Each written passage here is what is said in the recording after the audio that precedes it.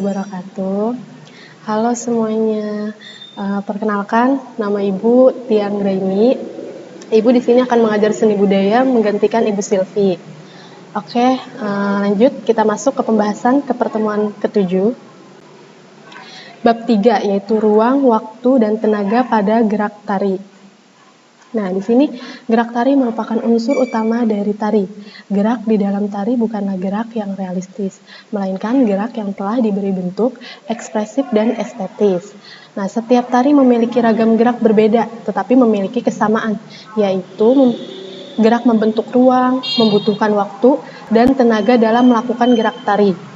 Nah, di dalam gerakan menari juga ada perpaduan dari beberapa pengalaman yang estetis dengan melakukan intelektualitas. Nah, setiap gerakan tari memiliki ragam gerakan yang berbeda-beda, tetapi juga memiliki kesamaan dalam elemen gerak tari. Nah, di sini ada elemen dasar tari. Elemen pokok atau dasar tari adalah gerak. Nah, di sini menurut pakar kreatif Rodolf Laban menyatakan bahwa gerak merupakan fungsional dari body, yaitu gerak bagian kepala, badan, tangan, dan kaki. Nah, terus ada space, yaitu ruang gerak yang terdiri dari level, jarak atau tingkatan gerak. Dan di sini ada time, yaitu berhubungan dengan durasi gerak, perubahan sikap, posisi, dan kedudukan. Dan di sini juga ada dynamic. Nah, dynamic itu kualitas gerak yang menyangkut kuat, lemah, elastis, dan penekanan gerakan. Nah, di sini ada beberapa elemen gerak tari. Yang pertama itu gerak berdasarkan ruang. Nah, ruang adalah salah satu unsur pokok tari yang menentukan terwujudnya atau terungkapnya gerak. Penari dapat bergerak atau menari karena adanya ruang. Jadi setiap penari itu pasti ada ruangan yang agar dia dapat menari. Nah, ruang gerak meliputi posisi, level atau tingkatan gerak, dan jangkauan gerak. Nah, posisi gerak penari pada ruang sebagai berikut. Nah, di sini ada arah gerak menurut garis lurus. Nah, ada arah gerak menurut garis lurus. Yang pertama itu arah gerak ke depan atau ke belakang. Nah, di sini dalam posisi menari juga ada arah geraknya. Ada arah gerak ke depan ataupun arah gerak ke belakang. Yang kedua itu gerak ke kanan atau ke kiri. Nah, di sini ada gerakan ke kanan ataupun gerakan ke kiri. Nah, terus yang ketiga itu ada arah gerak serong atau miring. Yang kedua itu arah gerak menurut garis lengkung. Nah, arah gerak menurut garis lengkung itu ada 3 juga.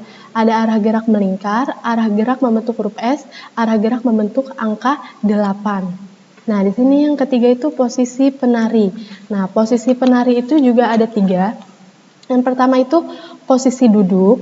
Nah, posisi duduk itu ada yang menempel lantai, terus posisi berdiri. Nah, posisi berdiri itu ada yang tegak ataupun mencondongkan badan.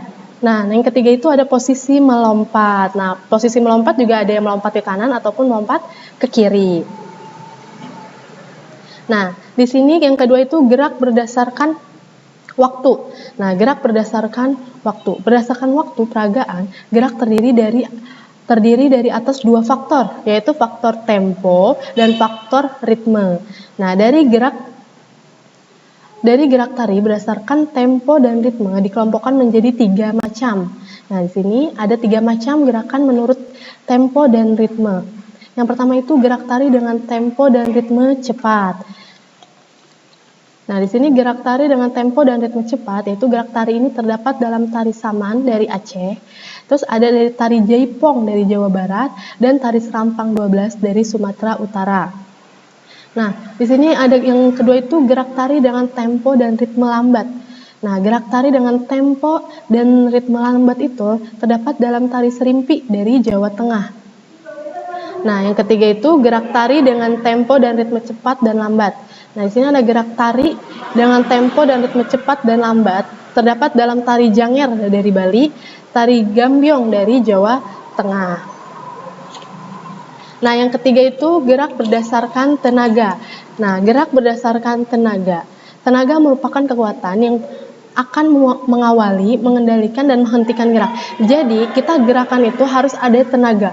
Tenaga agar apa? Agar apa yang kita tarikan, apa yang kita gerakan itu tidak hanya asal mengangkat tangan kanan ataupun mengangkat tangan kiri, tapi di dalamnya itu ada gerakan ataupun ada kekuatannya. Nah, di sini gerakan tari ada yang membutuhkan tenaga kuat dan ada yang membutuhkan tenaga ringan.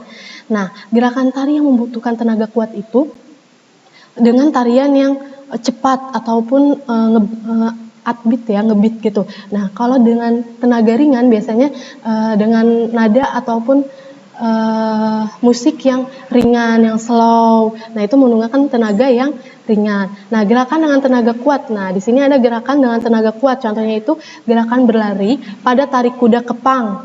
Nah, terus ada gerakan bertepuk tangan sambil bernyanyi pada tari saudati dan gerakan perang melawan lawan. Nah, di sini contoh gerakan tenaga kuat yang membutuhkan tenaga yang setiap gerakannya itu harus kita bisa stabilkan. Nah, di sini ada gerakan tari dengan tenaga ringan. Nah, gerakan tari dengan tenaga ringan adalah gerakan yang sedikit mengeluarkan tenaga. Nah, namanya juga tenaga dengan tenaga ringan ya, gerakan tari dengan tenaga ringan. Jadi dia mengeluarkan tenaga itu nggak terlalu banyak, dia hanya secukupnya sesuai dengan nada atau sesuai dengan musiknya. Nah, di sini ada contohnya gerakan tenaga dengan ringan, yaitu gerakan berdiri dan gerakan duduk pada tari serimpi. Nah, penggunaan tenaga juga dalam gerak tari itu meliputi intensitas. Nah, intensitas itu yang berkaitan dengan kualitas tenaga dalam tarian yang dihasilkan tingkat ketegangan gerak. Nah, yang kedua itu aksen atau tekanan. Nah, aksen atau tekanan itu muncul ketika gerakan dilakukan secara tiba-tiba dan kontras. Terus yang ketiga itu ada kualitas. Nah, kualitas itu berkaitan dengan cara penggunaan atau penyaluran tenaga.